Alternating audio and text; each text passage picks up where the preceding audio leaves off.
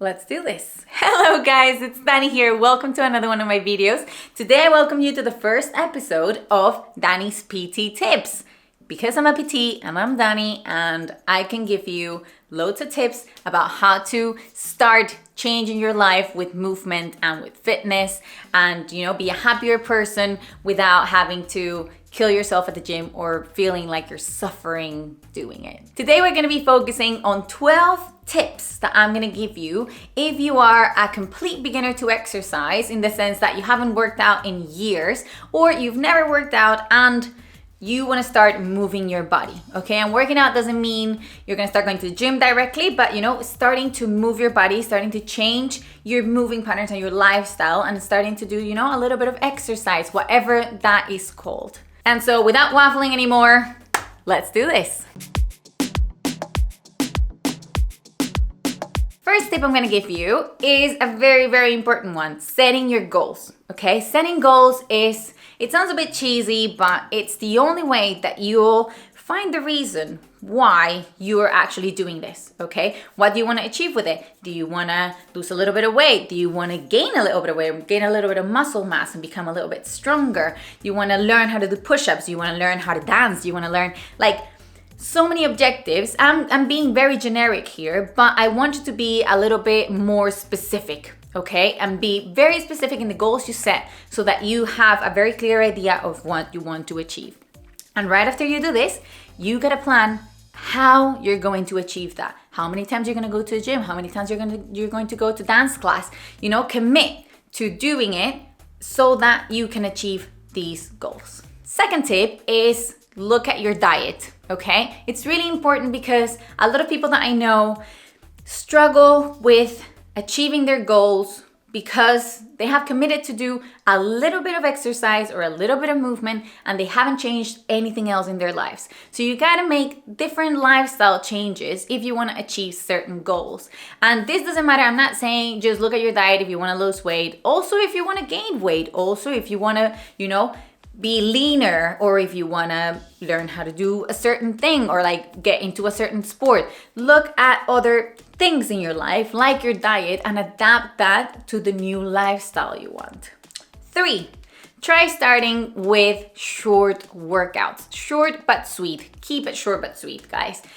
Don't exceed yourselves since the beginning, okay? And that can be in the form of a walk, that can be in the form of a jog, that can be in the form of just going to the gym and doing some bodyweight training. Just start with short workouts. I would say 30 minutes, 3 times a week is the ideal one so that you can, get consistent, get committed, okay? Because once a week, 30 minutes, let's be realistic, it's not gonna do a lot for you in any way, unless you do it the first week, and then the second week you go 2 times, and then this third week you go 3 times. Start slow, okay? Not too slow, but don't exceed yourself, because if you overcommit, sometimes you just get burnt out really quick, or you just get injured because you haven't worked out in a long time. So yeah, natural. So be careful, take it easy. 4th, it's really important to prioritize you being consistent with exercise rather than being very intense with it, okay?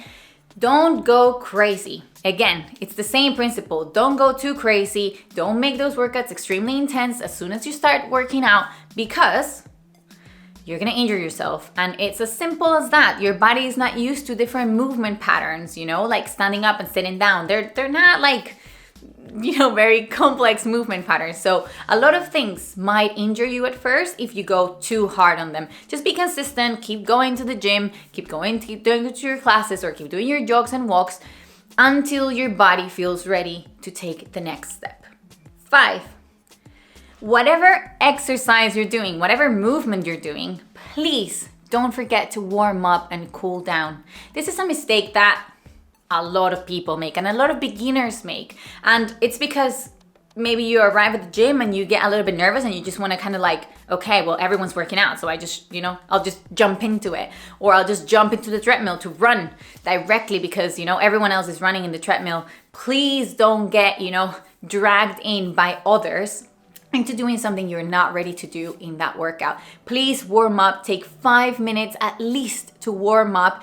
Do a little walk in the treadmill. Do a little warm up session, which you can see loads of warm-up sessions. I can link a couple that I've done, and I've done with Reese, also with my partner, so that you can have a little bit, like a couple of examples of what you can do and how you can use the warm-up to fuel your session. Oh, and cool downs, obviously, they are so important too, guys, because it will reduce the soreness, it will reduce the probability of you getting injured afterwards. It's so important. I honestly can't stress it enough. Please don't skip this if you want to be safe and you want to exercise safely. Number 6, guys, and this is one that I can't stress enough also. You gotta find a workout or a type of exercise that you enjoy doing.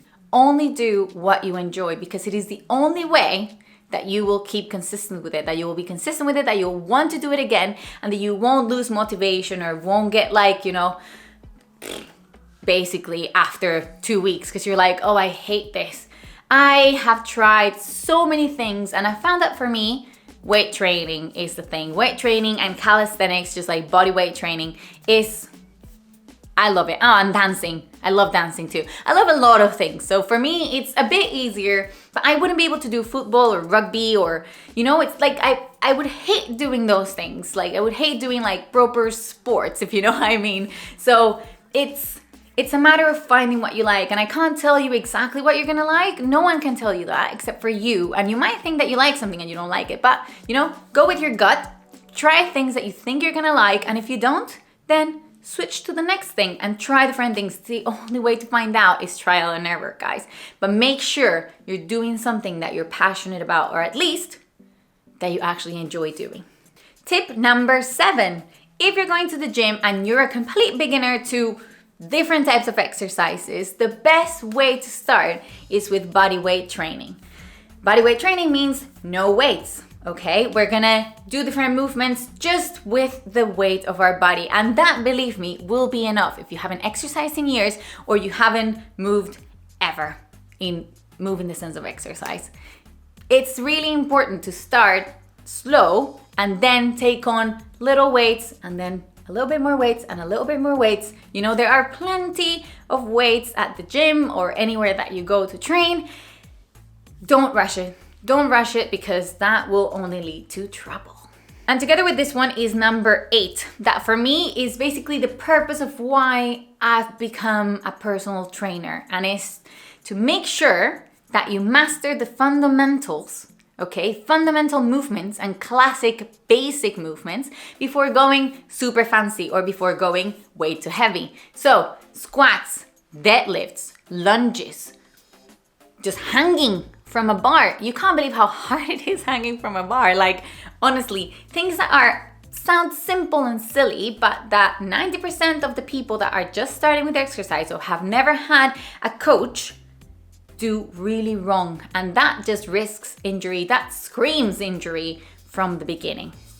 I'm gonna start doing a bunch of videos that are educational for you to have, you know, like a little virtual PT that can tell you exactly how to do different movements so you can try them out at home. And then when you're in the weight room, you'll be a master. Number 9, guys, you're close to the end. Number 9 is to be realistic, okay? Be realistic. Please don't expect results in the first week, 2 weeks, 3 weeks, first month, okay? Even though you're going full on, which you shouldn't, like I said before, you shouldn't go 7 days a week for 2 hours a week. You know, like, be careful, you know, start slow. You need to be realistic. Give yourself 3 months. 3 months, and I know this sounds really long, guys. I know what you're thinking. 3 months? Oh my God. Yes, 3 months, so that you can start slow, so that you can ramp up to being really intense with your exercise. 3 months to actually see some change in your body. Okay, that doesn't mean it's gonna be like 0, change, and then in 3 months it's gonna be like everything changes. I can do absolutely everything. I look however I wanna look.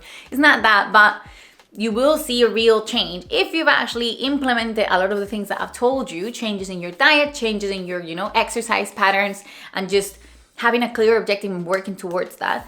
3 months is a really good time for you to actually see some good results. Magic number 10, guys. So this one I've left at number 10 because it's a really important one, and it's a mistake that we've all made at some point when starting our fitness journey, and it's comparing ourselves to people that are at a different point of their journey.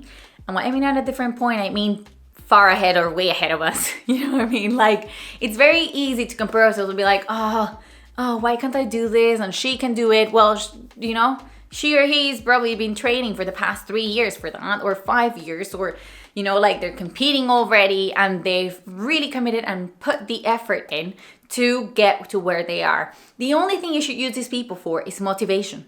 If they can do it, and if they've been able to do it in the time that they've done it, you can do it also. It's just about commitment, and they'll tell you if you approach them and ask them, how's your journey been? You know, like what did you do to get here? It's all commitment. It's all loving what you do at the gym, loving the way you move, which is something that I also said. But please, I've made this mistake. We've all made this mistake.